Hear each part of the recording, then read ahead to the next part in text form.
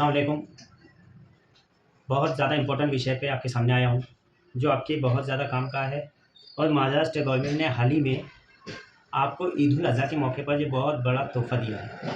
आपको इसे गौर से सुनना चाहिए और इस वीडियो को हर एक मुसलमान तक पहुँचाना चाहिए। वो क्या तोहफ़ा दिया है? तोहफ़ा ये दिया है कि इन लोगों ने हाल ही में मायावती सरकार ने एक मोटा निर्णय लिया है।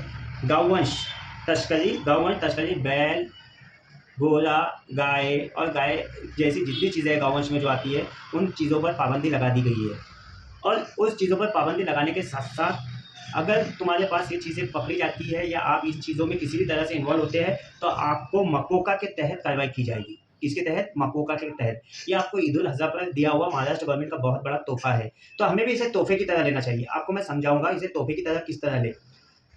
गौवंश से आने वाले बैल, घोड़े और ये जो है ना, किसानों पर एक तरह का बोझ बनते हैं। वो तब मार्केट में लाते हैं और आप लोगों को मोटी दाम में बेचते हैं। नहीं लेना है हमें नहीं खरीदना है। अगर कोई किसान आपको बैल, गाय वगैरह देता है और वो कहता है कि इसके साथ तुम ये भी लेके जाओ और कुछ मुझसे पैसे भी लो, बोलना भैया लेके जाओ पुलिस स्टेशन में जमा कर। गाय वंश पर महाराष्ट्र गवर्नमेंट ने मकोका का कानून लगाया, ये हमें नहीं चाहिए। और अल्लाह ताला, कुर्बानी नीयतों का नाम है। नीयतों पे कुर्बानी पसंद की जाती है। आप बकरे की कुर्बानी दीजिए और भैंस, हेला, अगर आपको ज़रूरत है तो आप इसकी दे सकते हैं, नहीं तो कोई ज़रूरत नहीं है। कुर्बानी अल्लाह ताला आसानी और एक भलाई के लिए, ताकि जो गरीब मज़लूम है उन तक ये चीज़ पहुँच सके, उस चीज़ का नाम कुर्बानी है। ये कुर्बानी नहीं है कि लाओ एक गाय के बच्चे को काटो, घोड़े को काटो और अच्छा बैल काटो, ये कुर्बानी है। नहीं। कुर्बानी उस चीज़ का नाम है, कहीं कोई भूखा है, जिन चीज़ों को उनको नहीं मिलता, उन हकदार तक वो चीज़ पहुँचना चाहिए, उस चीज़ का नाम कुर्बानी है। और महाराष्ट्र गवर्नमेंट ने बहुत अच्छा निर्णय लिया है कि इन्होंने मकोका लगाया है। मकोका क्या है? आपको मकोका समझना चाहिए कि मकोका क्या है।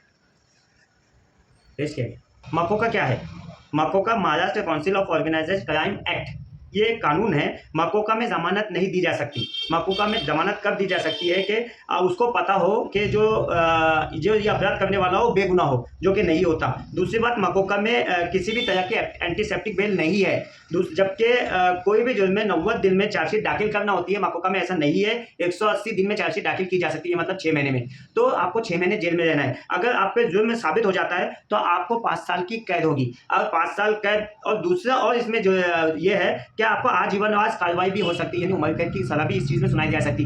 तो अल्लाह ताला ऐसी कुर्बानी नहीं मांगता कि आप अपने उम्र कैद की सज़ा के लिए एक घोड़ा काटो, एक नहीं चाहिए। हमें महाराष्ट्र गवर्नमेंट को बताना है कि आपके घोड़े, भैंस, बैल हमें नहीं चाहिए। ये आपके घोड़े, भैंस, बैल आपके और आपके किसानों को मुबारक हो।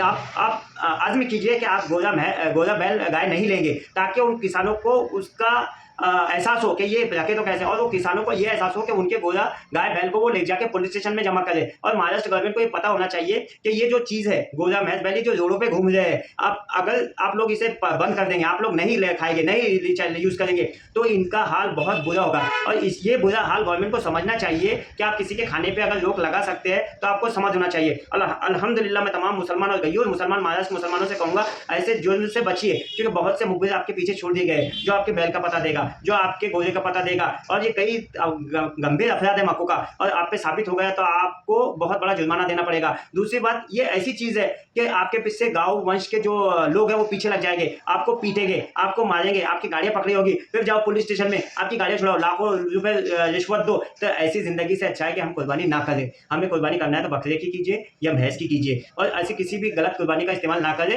और ये महाराष्ट्र गवर्नमेंट को बता दें कि हमारे घर पे आने की ज़रूरत नहीं, हमें देखने की ज़रूरत नहीं, कोई गाँव रक्षक की ज़रूरत नहीं है। आपके बैल, आपके गाया और आपके घोड़े आपको मुबारक हो। मैं तमाम मुसलमानों से दोबारा अपील करता हूँ, गलती से भी बैल और घोड़े की कुर्बानी ना करें। जिसने भी अगर ले लिया हो तो वापस कर दे, वापस नहीं होता है तो फुकड़ में गवर्नमेंट के नाम पे छोड़ दे, लेकिन उसकी कुर्बानी ना करें, क्योंकि ये बहुत बड़ा अपराध है और इस अपराध से हर मुसलमान को बचना चाहिए। और तमाम उलमाए दीन से अपील करता हूँ कि आप प्लीज़ जुम्मा के खुतबात में कुर्बानी का मतलब समझाइए। बैल, गाय का नाम कुर्बानी नहीं है। अस्सलाम वालेकुम।